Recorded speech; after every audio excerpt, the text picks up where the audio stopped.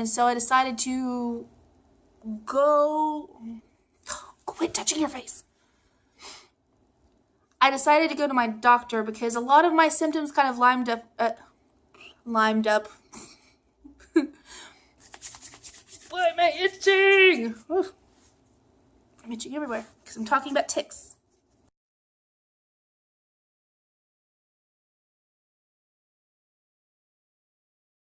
Hey guys, it's Amy with Work Hard, Eat Kind, and today I'm going to be talking about something that I've mentioned in the past but haven't really talked about since. It's something that's been brought up in the vegan community a little while ago, but I was a little too heated to talk about it.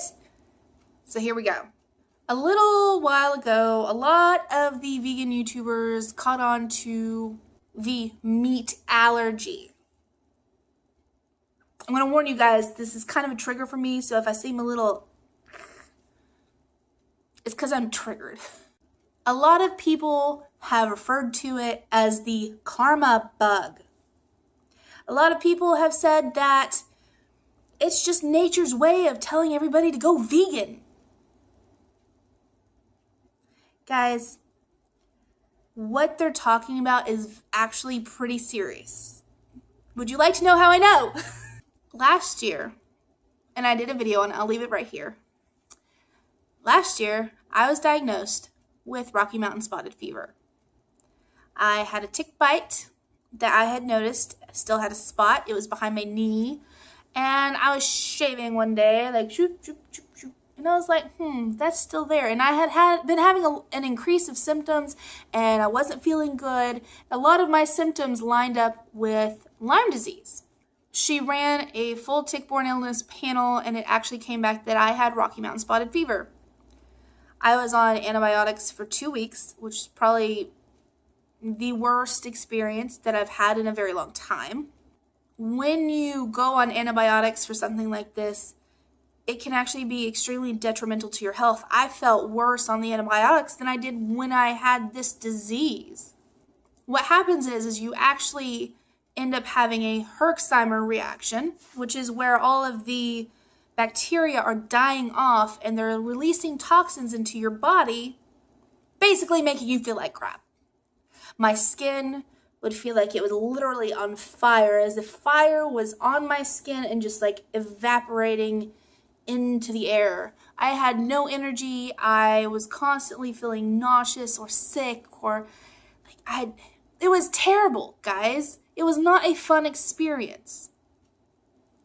I also noticed about this time that anytime I ate beef, I would get an extremely awful experience. And it was not just, my tummy was just a little, I would be doubled over in pain in my bed at night.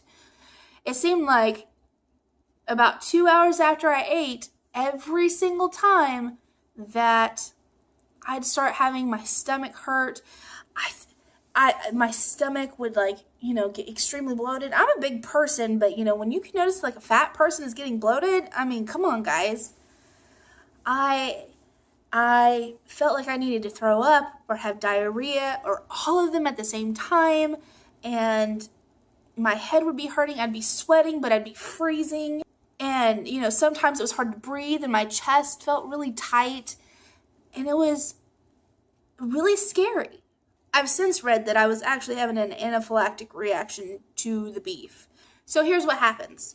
When you get a tick bite, if this tick bites you, called the Lone Star tick, which I'll insert a picture here,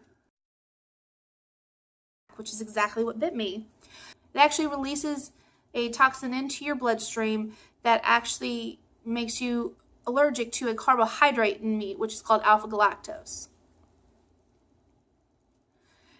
The alpha-galactose is found in various concentrations in different mammal products, but especially in really rich, dark red meats like beef, it's a little higher. As I was experimenting and trying to figure out what was going on with me, I noticed like pork didn't bother me as much. And the one key is when I ate chicken or fish, I was completely fine. Because that's poultry and fish, they don't have alpha-galactose, and therefore I didn't react to them. At first I thought I had to be completely vegan, and then I did realize that I could eat chicken, I could eat fish, seafood, reptiles, anything that wasn't a mammal. It also affects dairy. The research is a little as far as if people with alpha-gal can actually handle dairy. I have found that my tolerance for dairy plummeted, and it's been almost a year and I still can barely eat any dairy at all. When I was doing research to try to figure out what an alpha-galactose allergy is and what Rocky Mountain spotted fever does, I really found that there wasn't a lot of research. This doesn't happen often, and it only affects maybe 2% of the population. And even within a lot of people that do get bit by ticks, they don't always have this severe of a reaction. Now, you could say that there is kind of hope, even though this is pretty hard to deal with. There are some anecdotal experiences that say that in a few years, if I don't get bit again, that I could possibly be able to eat meat like that again. But let's face it, after so many years of not eating meat like that, why would I go back? I like living a plant-based lifestyle, and I enjoy being mostly vegan, so I probably won't eat those things again. And on top of it, I live in Arkansas, so I'll probably get it. I'm surprised I haven't gotten a tick bite yet this year. In the end, I want people to understand that getting Rocky Mountain spotted fever or any other tick-borne illness and not being able to eat meat, it can be a traumatic experience. This is not something that we should be making fun of or making light of or calling it the karma bug. Now, there was one other YouTuber in particular that I reached out when she was talking about this, and she totally apologized and she got it. But I think she's kind of the exception to the rule because she's a very fair-minded person and a totally rational thinker and a very considerate person. So it's not funny to have a meat allergy. The thing is you don't have to go vegan when you have an alpha-galactose allergy. You can still eat chicken, fish, other poultry, seafood, and any byproducts from insects like honey. I think the part that triggers me the most with this is the fact that we're using somebody who is really sick and is going through a tough time, especially if they're not already into plant-based eating. They're going through a traumatic time. Everything's changing. They're sick. They're having to change their diet, and it could be for the unforeseeable future. This is not the time to poke fun at people or to try to convince them to go fully vegan. You're sure as hell not going to win them over with saying it's karma. It's not karma. It's not fate. It's not Mother Nature telling us it's what we need to be doing anyway. It's just something that happens. And we should not be exploiting sick people and people who are going through a tough time to spread the vegan message. That's just not cool in my book. So I hope you have enjoyed this short video about my experiences actually being allergic to meat.